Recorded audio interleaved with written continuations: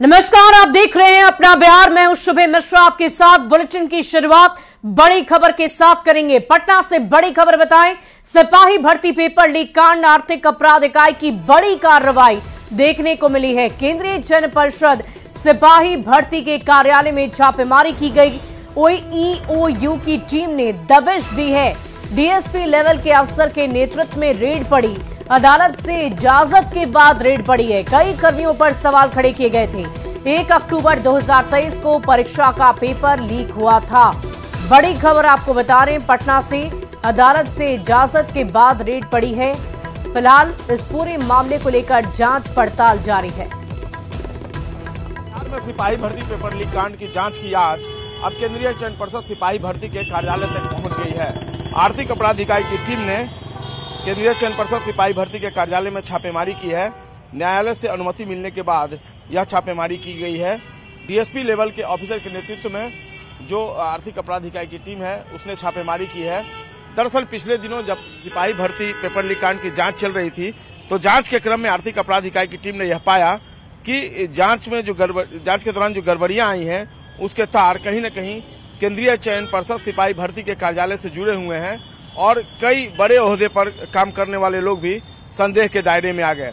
इसके बाद आर्थिक अपराध इकाई की टीम ने इस पूरे मामले में दबिश दी है और न्यायालय से अनुमति मिलने के बाद छापेमारी की गई है। कई लोगों से पूछताछ की गई है जो केंद्रीय चयन परिषद सिपाही भर्ती से जुड़े हुए लोग हैं और कई फाइलों को आर्थिक अपराध इकाई की टीम ने खंगाला है। जाहिर सी बात है, जो पूछताछ हुई है और जो कागजात खंगाले जा रहे हैं उसमें आर्थिक अपराध इकाई की टीम को कई महत्वपूर्ण सुराग मिलने की संभावना है।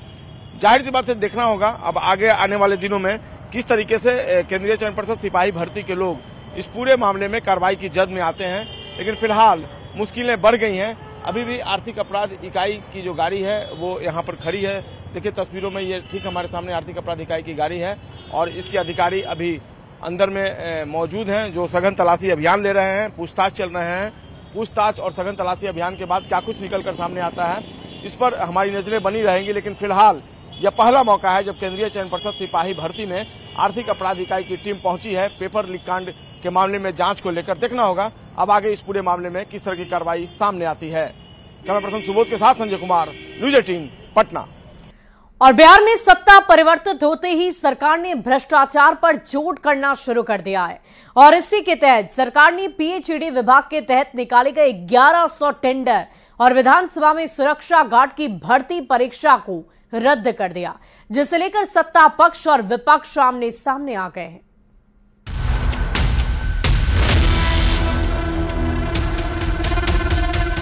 बिहार में नई सरकार के गठन के साथ एक बार फिर भ्रष्टाचार के मुद्दे पर सत्ता पक्ष और विपक्ष के बीच तलवार खिंच गई है। इसी बीच पीएचईडी टेंडर और सुरक्षा गार्ड भर्ती परीक्षा को नीतीश सरकार ने रद्द कर आरजेडी की बेचैनियों को बढ़ा दिया है, क्योंकि दोनों मामलों में सरकार को भ्रष्टाचार की आशंका है। लगभग 1100 से ऊपर निविदा की गई है। जिस निविदा में गड़बड़ी आई है, जिसके कारण कई तरह की शिकायतें हुई है, उसको भी रद्द कर रहे हैं और खास करके रद्द करने के साथ उसकी निविदा का पूरा व्यवस्था भी बना रहे हैं। विजय सिन्हा का कहना है कि पीएचईडी विभाग ने जो 1100 टेंडर निकाले थे उसकी समीक्षा के दौरान पारदर्शिता की कमी नजर आई, इसीलिए इस टेंडर को रद्द किया गया। टेंडर रद्द करने के साथ ही सरकार ने विधानसभा में सुरक्षा गार्ड की भर्ती के लिए भी परीक्षा को रद्द करने का फैसला लिया। सरकार का कहना है कि भर्ती परीक्षा को लेकर शिकायत मिली थी कि परीक्षा लेते वक्त पारदर्शिता नहीं रखी गई, जिसकी वजह से परीक्षा को रद्द करना पड़ा। वहीं दूसरी ओर सरकार की भ्रष्टाचार पर ताबड़तोड़ कार्रवाई ने आरजेडी की बेचैनियों को बढ़ा दिया है। आरजेडी प्रवक्ता मृत्युंजय तिवारी ने सरकार के फैसले से नाराजगी जताते हुए कहा कि अब तो ऐसा लगता है कि महागठबंधन सरकार में हुई तमाम बहाली को सरकार रद्द कर देगी। आज बिहार सरकार ने जिस तरह से जो महागठबंधन सरकार के समय फैसले लिए गए थे पीएचईडी विभाग में, उसके सारे टेंडर को कैंसिल करा दिया। तो ये पता चल रहा है अब तो जितने लोगों को नौकरी दी गई है, लाखों नौजवानों को, उसको भी लगता है ये सरकार कैंसिल करा देगी। बिहार में जब से एनडीए सरकार की वापसी हुई है तब से महागठबंधन सरकार में शुरू की गई योजनाओं और भर्ती परीक्षाओं की समीक्षा की जा रही है। यही वजह है कि अब सरकार ताबड़तोड़ एक्शन में है, जिससे बिहार की सियासत का पारा एक बार फिर हाई हो गया है। ऐसे में आने वाले वक्त में इन मुद्दों को लेकर सत्ता पक्ष और विपक्ष में तकरार बढ़ने की उम्मीद है। पटना से न्यूज़ 18 के लिए शैलेंद्र की रिपोर्ट। और इसी बीच राजधानी पटना से बड़ी खबर आपको बताएं, बिहार विधान परिषद चुनाव को लेकर बड़ी खबर सामने आ रही है। आरजेडी कोटे से 4 प्रत्याशियों का चयन हुआ है। राबड़ी देवी जगदानंद सिंह का चयन किया गया। अब्दुल बारी सिद्दीकी का भी चयन हुआ है। ऋतु जायसवाल के नाम पर सहमति बनी है। लालू और तेजस्वी ने मुहर लगा दी है। जल्द ही आधिकारिक ऐलान भी कर दिया जाएगा और घोषणा के बाद सभी अपना अपना नामांकन भी करेंगे। वहीं पूर्व सांसद आनंद मोहन ने तेजस्वी यादव पर निशाना साधा है और पूछा है कि बिजली के जमाने में क्या लालटेन की जरूरत है। वैशाली के रोहना गांव में आनंद मोहन ने जवाब तेजस्वी के उस बयान पर दिया है जिसमें तेजस्वी यादव ने कहा था कि अब किसकी हिम्मत है कि कोई कुआं का पानी नहीं पीने देगा। वहीं वैशाली से पत्नी लवली आनंद के चुनाव लड़ने के सवाल पर आनंद मोहन ने कहा है कि जब समय आएगा तो देखा जाएगा। वहीं शिवहर को लेकर कहा है कि ना शिवहर ने हमें छोड़ा और ना हमने शिवहर को छोड़ा है।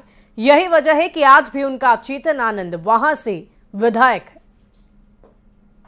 कोई चप्पल तोड़ देगा, अब कोई कुआं का पानी नहीं पीने देगा। अरे अब कुआं का पानी नहीं 10-10 लोग कुआं बना लेगा और जरूरत पड़े तो उन्हीं लोगों को पानी पिला देगा। क्या बात करते हैं ये लोग। तो बिजली के जमाने में लालटेन की जरूरत है? पूछिए उनसे। और लालटेन बनाने का होगा तो बिजली वाला लालटेन ढेर बना लेंगे हम लोग, जैसे कुआं बना लेंगे। बीजेपी कोर कमेटी की बैठक में शामिल होने के लिए बिहार के डिप्टी सीएम सम्राट चौधरी और विजय सिन्हा दिल्ली के लिए रवाना हुए।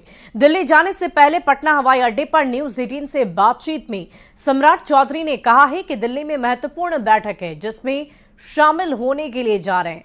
कई विषयों पर चर्चा की जाएगी। साथ ही विजय सिन्हा ने किसी तरह के विवाद से इनकार करते हुए बैठक में सभी चीजों के तय होने की बात कही है। बैठक हुई है दिल्ली में आप लोगों की? हाँ, पार्टी की बैठक है। इसमें क्या चीजें तय होंगी वहाँ? पार्टी के संगठन की बैठक है, संगठन के लोग बैठेंगे। माना जा रहा है कि सीट शेयरिंग पर भी बातचीत होगी। हम लोग बराबर जाते हैं, शिष्टाचार मुलाकात रहती है, बैठक बराबर होती है दिल्ली। लेकिन लगता है सर कि इस बार जो बैठक है, इस बैठक में सीट शेयरिंग और विधान परिषद की सीटों पर बातचीत होगी। देखिए, यहाँ पर कहें ये तो रेगुलर चलते रहता है और पूरी समीक्षा चलते रहती है। चीजें तय हो जाएंगी आज, क्योंकि एक और चिराग पासवान है, उपेंद्र कुशवाहा है। भारतीय जनता पार्टी का सक्षम और हमारे लीडर पूरी तरह से समाज राष्ट्र के हित में पूरी परिस्थिति को समझ के निर्णय करते हैं, इसलिए कहीं कोई शंका शुभा नहीं है, कोई प्रॉब्लम नहीं है।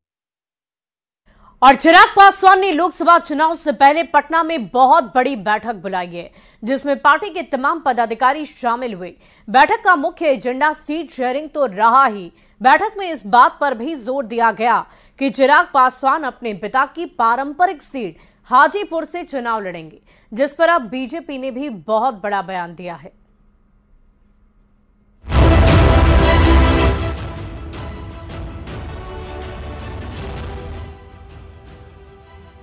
देश में आम चुनाव में भले ही अभी वक्त है, लेकिन बिहार के सियासी चौसर पर तमाम दलों ने राजनीतिक बिसात बिछानी शुरू कर दी है ताकि सीट शेयरिंग के तालमेल को इस तरह बिठाया जाए कि आने वाले वक्त में केंद्र के साथ साथ बिहार की सियासत में भी वर्चस्व बना रहे।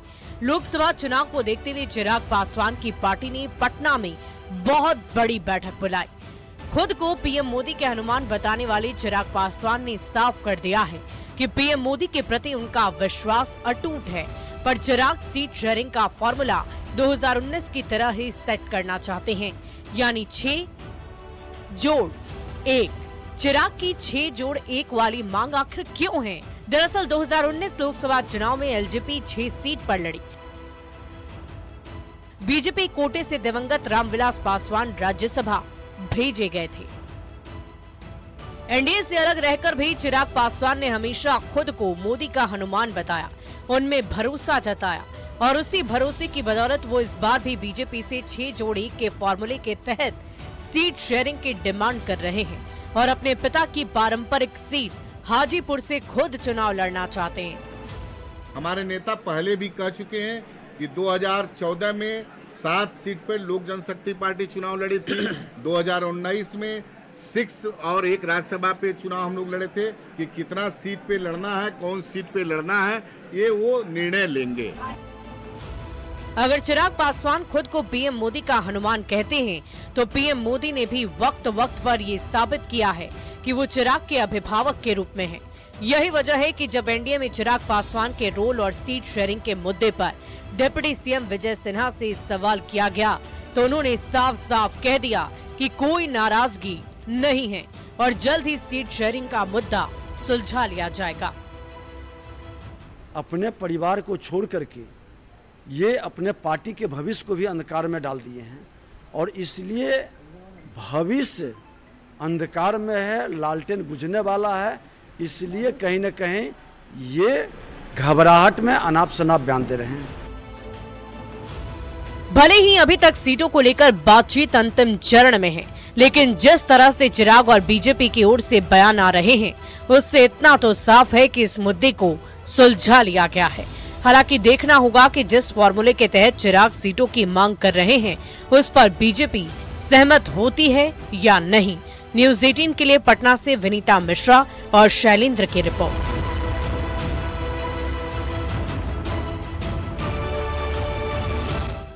वहीं बिहार में लोकसभा चुनाव से पहले की हलचल तो काफी तेज हो गई है। पार्टियां एक दूसरे पर पोस्टर के जरिए वार पलटवार भी कर रही है। कैसे पटना की सड़कों पर आरजेडी के पोस्टर पर बीजेपी की ओर से जवाब दिया जा रहा है, समझिए इस रिपोर्ट के जरिए। क्या परिवार वालों को चोरी करने का लाइसेंस मिल गया है क्या? लोकसभा चुनाव से पहले देश भर में एक बार फिर से परिवारवाद पर सियासी संग्राम छिड़ गया है। तुम्हारे पास परिवार नहीं है और तुम हिंदू भी नहीं है। क्या परिवार वालों को चोरी करने का लाइसेंस मिल गया है क्या? सत्ता पक्ष और विपक्ष दोनों ही एक दूसरे पर परिवारवादी होने का आरोप लगा रहे हैं। इस बीच पटना में आरजेडी की तरफ से जगह जगह पर पोस्टर लगाकर बीजेपी पर निशाना साधा जा रहा है। पोस्टर पर आरजेडी की तरफ से सफाई दी गई है। पोस्टर पर लिखा है, गर्व से कहता हूं मैं देश की संपत्ति बेचने वाले का परिवार नहीं हूं। देश में परिवारवाद को लेकर के सियासत जोरों पे है। मुख्यमंत्री नीतीश कुमार से लेकर प्रधानमंत्री नरेंद्र मोदी तक लगातार परिवारवाद पे हमला बोल रहे हैं। वहीं दूसरी तरफ आरजेडी भी जो है हमलावर है परिवारवाद के मामले को लेकर के। यहाँ देखिए, ये एक पोस्टर जो है वो आरजेडी की तरफ से लगाया गया है। मोहम्मद गुलाम मुस्तफा उर्फ मोहम्मद गौरी समी जो हैं कोषाध्यक्ष हैं जिला सीतामढ़ी के, और इनके द्वारा ये पोस्टर जो है वो पटना में विभिन्न जगहों पे लगाया गया है। हम जो तस्वीर दिखा रहे हैं ये आरजेडी कार्यालय के पास की है। चुनाव से पहले शुरू हुए पोस्टर वार को लेकर बीजेपी ने आरजेडी पर कड़ी नाराजगी जताई है। बीजेपी के प्रदेश उपाध्यक्ष संतोष पाठक कहते हैं कि बीजेपी जनता के लिए काम करती है, जबकि आरजेडी के नेता सिर्फ अपने परिवार के लिए काम करते हैं। बिहार की जनता नरेंद्र मोदी जी को अपना परिवार मानती है और ये पूरे पिछले 4 दिनों में पूरे देश ने अपने सोशल मीडिया पर इसका प्रोफाइलिंग लगाकर सबने बता भी दिया है। राजद का परिवार ऐसे भी भ्रष्टाचारी परिवार है। पूरा का पूरा परिवार भ्रष्टाचार के केस में लिप्त है। सभी जेल के मुहाने पर खड़े हैं। चुनाव में भले देरी हो, पर बिहार में गठबंधन टूटने और नए समीकरण बनने के बाद सरकार और विपक्ष एक दूसरे पर वार पलटवार जोरदार तरीके से कर रहा है। वैसे चुनाव से पहले पोस्टर के जरिए सवाल जवाब का फायदा शायद ही पार्टियों को वोटिंग के वक्त मिले, क्योंकि ये जो पब्लिक है वो सब जानती है। न्यूज़ 18 के लिए पटना से अमित कुमार की रिपोर्ट। और बिहार में बीपीएससी से बहाल शिक्षकों की हर स्तर से जांच लगातार जारी है और विभाग के निर्देश पर सभी का थंब इम्प्रेशन लिया जा रहा है। साथ ही उनके चेहरे और आंखों का भी मिलान हो रहा है। पटना के शिक्षकों का boys high school Rajendra Nagar में वेरिफिकेशन किया जा रहा है, लेकिन वेरिफिकेशन के लिए शिक्षकों को लंबा इंतजार भी करना पड़ रहा है। बीपीएससी शिक्षक बहाली फेज 1 फेज 2 के तहत बहाल शिक्षकों का पहले जहां वेरिफिकेशन हुआ वहीं बहाली के बाद भी वेरिफिकेशन लगातार जारी है। डीईओ कार्यालय से अब वेरिफिकेशन सेंटर बदल गया है और इस वक्त राजेंद्र नगर के बॉयज हाई स्कूल में थंब इम्प्रेशन कराया जा रहा है, यानी तमाम जो पटना जिले के जो नवनियुक्त टीचर हैं उनका यहां पर लगातार थंब इम्प्रेशन जारी है। हालांकि भीड़ काफी ज्यादा है। हम कैमरे की नजर से आपको दिखा रहे हैं कि देखिए पटना जिले में जो अलग अलग स्कूलों में बहाल हैं टीचर, उनका थंब इम्प्रेशन यहां पर लिया जा रहा है, यानी बीपीएससी की तरफ से मशीनें भेजी गई है सभी जिलों में और उसके बाद जो है डीईओ कार्यालय की तरफ से जो वेरिफिकेशन कराया जा रहा है। हाँ सर, परेशानी तो है, सुबह से आके अभी तक हो नहीं रहा है। कहाँ पोस्टेड हैं आप? हम मनेर प्रखंड में उच्च माध्यमिक विद्यालय बलुआ में। ये बताइए कि कुल कितने लोगों का आज वेरिफिकेशन हुआ है? 300 हो गया। 300 हो गया। अच्छा, अभी इतने लोग लाइन में हैं? अभी लाइन में 100 गो है। अच्छा, कितनी मशीनें काम कर रही है? 2 मशीन था, अभी तो 1 काम कर रहा है। एक क्या हो गया? एक कुछ चार्ज खत्म हो गया। और क्या मतलब संख्या बढ़नी चाहिए मशीन की है? संख्या तो ठीक है। कितने घंटे से हैं आप लोग यहाँ? करीब 2 घंटे से। 2 घंटे से जी। नहीं हुआ अभी तक? नहीं हुआ अब तक। कहाँ पोस्टेड हैं आप? धनियावा ब्लॉक। धनियावा। और कोई परेशानी यहाँ? मेरे हिसाब से कम ब्लॉक वाइज बुलाया था तो ज्यादा अच्छा होता। बहुत भीड़ हो जा रही, 3 दिन से कंटिन्यू दौड़ रहे। 2 दिन डी ऑफिस गया, फिर यहाँ भी आया, यहाँ भी अब कम उम्मीद हो रही। छुट्टी मिल रही है ना? हाँ, स्कूल में छुट्टी एप्लीकेशन दे करके आ रहे हैं स्कूल में। तो कहीं ना कहीं जो एक केंद्र है, ऐसे में अगर और सेंटर होता तो इन लोगों के लिए आसानी होती। और जो टीचर है वो मांग कर रहे हैं कि प्रखंड स्तर पर भी जो है थंब इम्प्रेशन की व्यवस्था कराई जाए ताकि शिक्षकों को सफर नहीं करना पड़े। कैमरामैन अजय दुबे के साथ रजनीश कुमार, न्यूज 18 पटना। और फिलहाल इस बुलेटिन में अभी के लिए बस इतना ही, लेकिन न्यूज 18 बिहार झारखंड पर खबरों का सिलसिला लगातार जारी है।